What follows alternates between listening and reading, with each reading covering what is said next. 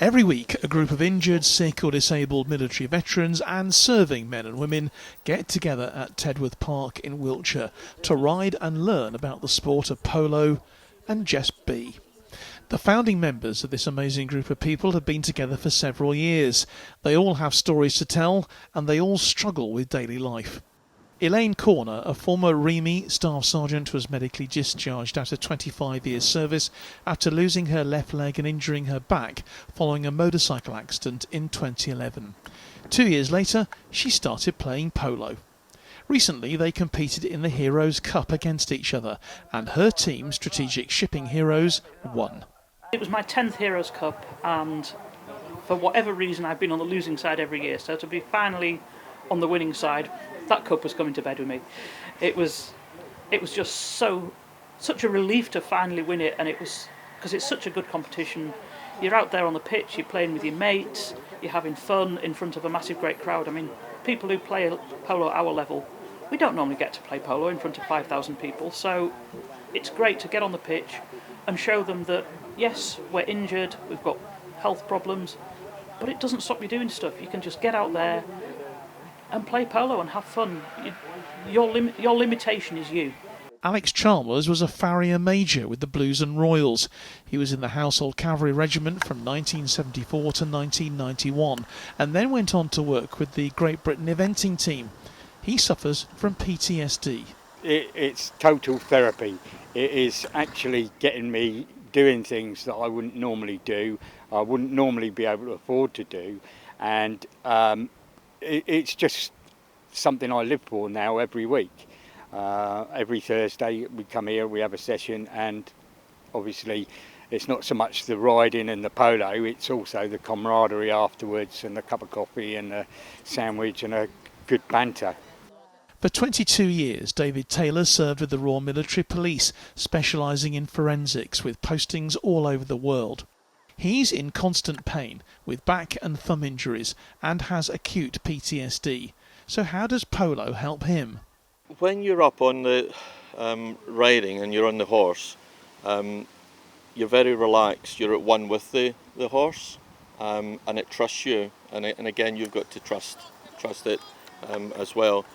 But it clears your head and you're only thinking about riding, trying to hit the ball, etc. So afterwards, being out in the fresh air, clearing your mind, any of the troubles that you've got, any of the gremlins, they're all gone because you're only concentrating on the horse.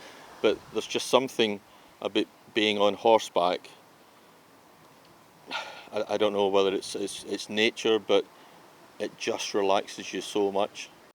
In 2013, Army Officer Cadet Fran Townend was struck by a truck while assisting a road traffic accident victim, on the very day she'd applied to become an Army doctor.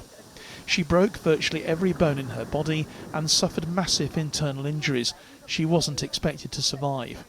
Yet here she is, 11 years on, funded by support from the British Limbless Ex-Service Association Blesma.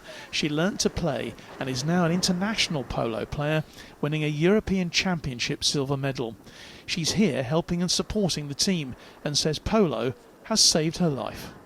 I mean, other than being a physical benefit to me where I have to use the right hand side of my body, which is the one that is more injured. It's given me so much confidence that I'm not the weakest link when I'm doing something, especially when I'm playing polo.